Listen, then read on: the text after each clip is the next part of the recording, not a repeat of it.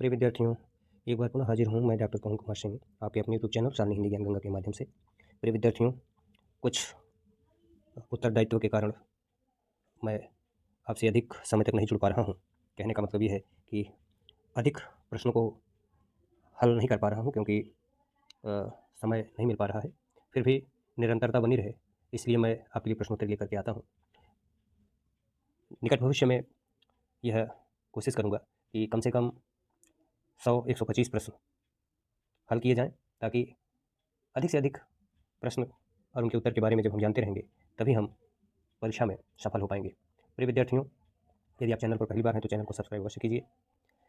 प्रश्नों को अच्छी तरह से समझिए, उत्तर दीजिए, अपनी तैयारी में अनवरत लगे रहिए। जो आपको प्रश्न ना याद हो रहे हों, बार बार पढ़ने पर भी अलग से उनका चार्ट बना लें आप, और चार्ट बना करके अपने शयन कक्ष में उसको टांग लें। और जब आपका मन उबने लगे या आप विश्राम की अवस्था में रहें तो उसको आप देखते रहेंगे, तो देखने मात्र से वो धीरे धीरे याद हो जाएगा।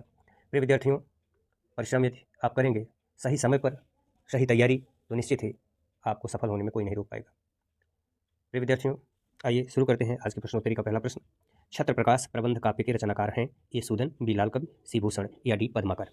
छत्र प्रकाश प्रबंध काव्य के रचनाकार हैं ए सूदन, बी लाल कवि, सी भूषण या डी पद्माकर। प्रिय विद्यार्थियों, छत्र प्रकाश राजा छत्रसाल के जीवन चरित्र पर आधारित ग्रंथ है, और यह रीतिकाल के रीतिबद्ध धारा के जो कवि हैं लाल कवि, उनकी रचना है, तो विकल्प बी जो है वो सही हो जाएगा।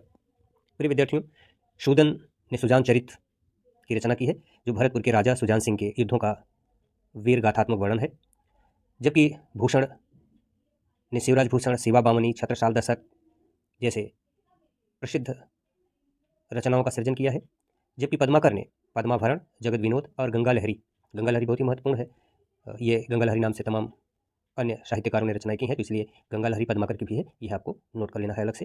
तो छत्र प्रकाश प्रबंध काव्य के रचनाकार हैं लाल कवि, बी विकल्प सही हो जाएगा। आइए अगले प्रश्न की तरफ बढ़ते हैं। निम्नलिखित में से कौन नीतिकार कवि नहीं है? निम्नलिखित में से कौन नीतिकार कवि नहीं है? ये रहीमदास, बी गिरधर कवि, सी दीनदयाल, डी गिरधर दास। प्रिय विद्यार्थियों, इस प्रश्न का सही उत्तर है